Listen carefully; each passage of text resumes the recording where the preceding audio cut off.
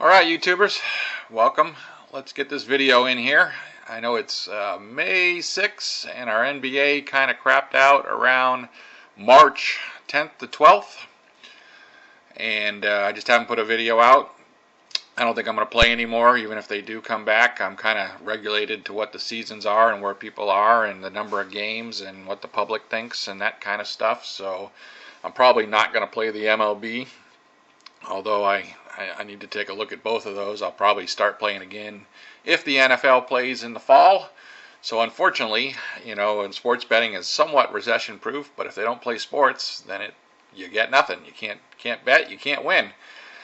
But let me go over the NBA picks because at a certain level they were abysmal.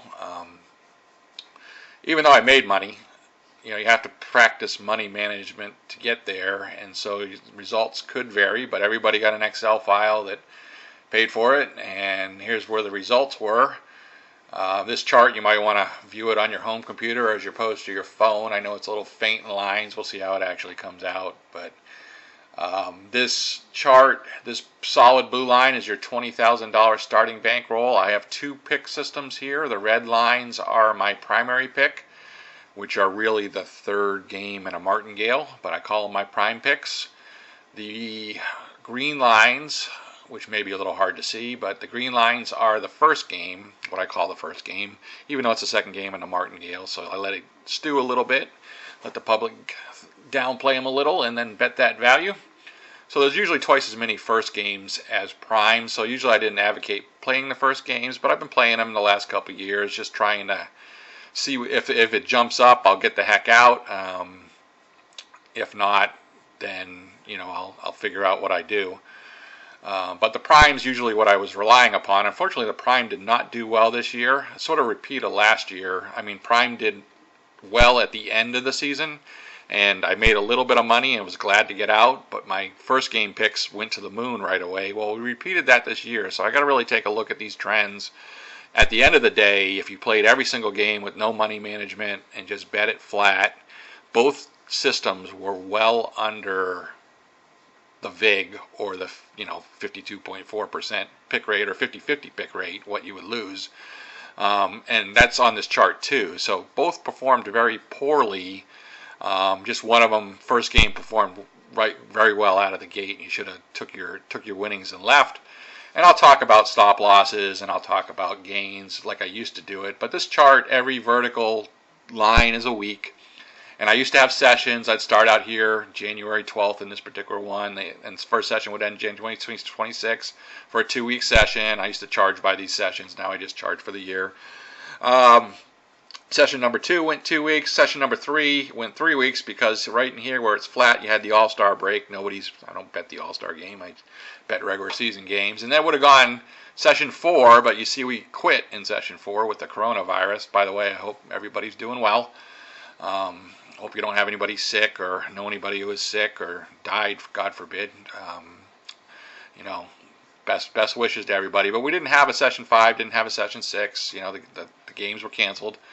And like I said, if they come back, I'm not gonna play anymore. I'm gonna take my winnings and leave. But the solid lines are the balance at the end of the day. So after you made your bets and the results came back, and they include the VIG in them at a -110 odds here. So you either lose $2,000 in a game, or you win a profit of $1,818 per game with the VIG taken out of there, $182 VIG. And you can see where it ended up here at the end of this. You know, betting every game, you would have been here, which is just below its 11,268. And if you had done a 50-50 picking, it's this double dash line, right? That's the losses per game. You expect to lose the VIG. So I was under the VIG, which is disappointing, like I said. And the same thing happened for the first game picks, where I ended up what's my number here? 61. So I lost quite a bit of money, and it was below the VIG. But it's how you get there sometimes. And the dashed lines, not the double dash, but the dash with the dots in them, are what you had to lay out at the beginning of the week. So if here, when I started my first game, 20,000, well, I had to put 2,000 out. I actually won that game, and it was plus 18, my balance. But that's how that works. So a couple times, if I had bet this system, I would have broke this dashed blue line, which is a 0.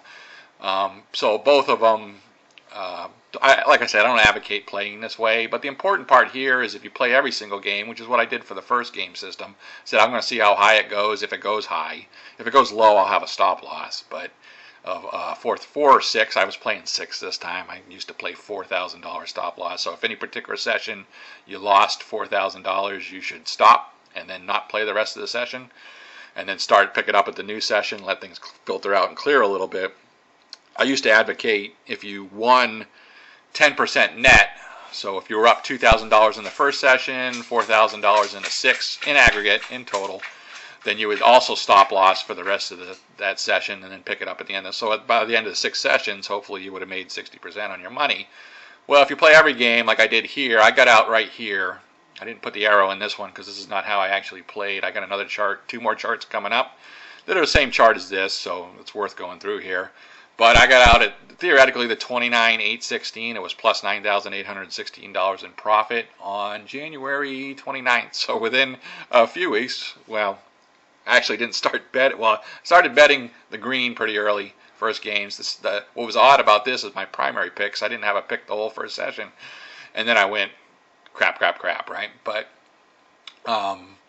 yeah, I got out there. So I staked a plus, almost a plus 50% profit on the first game, and then that's going to help balance out what I did in the second game. Of course, this is not where I ended up on the second game. I'm going to show that chart. But you can see I'm disturbed about that. I'm going to have to take a look at my algorithm. I'm going to have to take a look, maybe plug some more data. It's a little bit dated. I haven't updated it in I used to refresh it all the time, and then you're kind of chasing stuff. So I'll take a look at that. But here's more representative of the chart that I ran this year with my stop losses, which was a 6,000. I should have picked a 4,000 as it was, but I took the losses. But again, I picked every single game. I didn't have any positive stopping point until I got to here, which again was the January 29th. And then it happened to go all the way up to 18-8 and plus 16,724, 83% ROI, right? It was a is that number right? Let me just double check that. I didn't transfer all these numbers. Yeah, it was 83% ROI. On these other graphs, you can ignore all these numbers out here. I just didn't have the time. I did this chart a little while ago. Left it. But yeah, it was 18-8, 69% picker, plus 16,000, almost 17,000, 80%, 3% ROI. That was the high point. And if you can time it to get out at the high point, so be it. I got out at the 50%, good enough for me. But after that, it kind of went down, up, down, up. I didn't play these, so I didn't put the stop loss. The next chart, I will put a stop loss in there. You get a higher result. But again, it would have ended up out here. I played this also for my primary picks, where I didn't play the first session, got a game up, and then dropped. I should have quit at the 4,000. If I had a 4,000 stop loss, I'd here. But I went 0-2 the next day, and I was over $8,000 loss. So that's where my stop loss was, and I didn't play the rest of the session. And then I picked it up in the third session, and then we had the All-Star break, and it just kind of, I never was going to get up positive. I was hopeful here, and, who knows? It was trending a little bit. Usually, sometimes what happened in the last couple of years, I finished up here, right? The chart kept on going up here, and I'd end up net positive and make, $4,000 or something, which is, 20% plus. Or it could go to the moon. You just don't know where it's going to go. It's very trendy. One day out here, I remember I had to lay out just a little bit, although I was a half a game ahead or a game ahead. Well, these are covers.com lines. And sometimes what you get on either, Bovada or 5 Dimes or whatever is you get this different line, and you get, it always seems like I get a half a game or a game ahead. So I don't remember, I didn't put out the full $20,000 in bankroll, but technically, if I'm just going to follow this, the numbers on that covers.com, I would have had to lay out an extra $184 at this particular day, out of my pocket at the beginning of the day, right? Because I was here, and I was right here, which is at the 10,000. I put $10,000 out. Would have been, but I made big winnings that day, right? Sometimes you got to bet it to win it, but that's the way my stuff lines up. So yeah, at the end of the day, I was almost plus 10,000 here, and I was minus. Come on, give me your chart here. 15,632, so that's minus $4,400, right? A little bit less. Let me just do some stop loss chart And again, this one never used the full bankroll.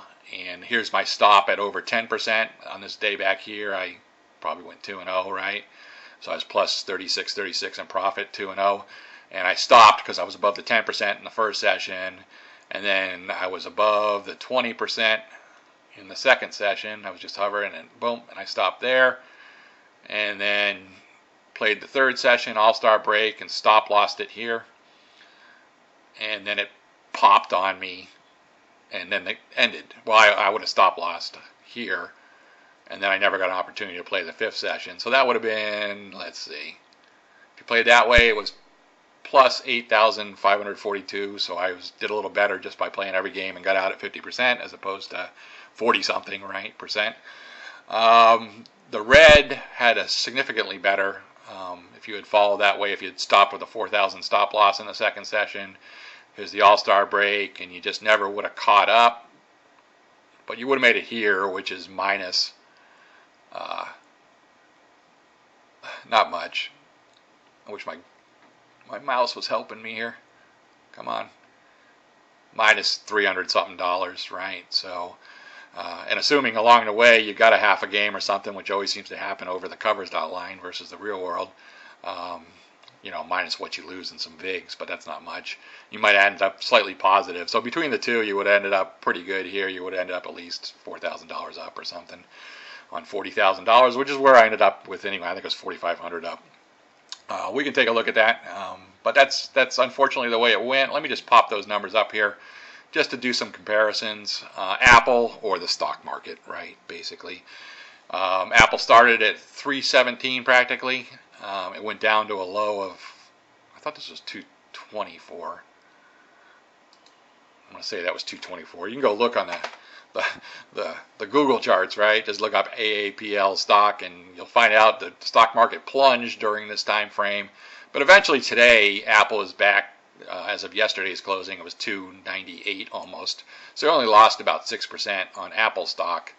But a lot of stocks didn't do well. It was a hell of a roller coaster ride, probably as much of a roller coaster ride as my primary picks. Unfortunately, Bitcoin had a hell of a ride too. I think that was way the hell down. But it started at 8105 on January 13th, and now it's at 8800. So they gained about 9.5%. Gold steadily rose.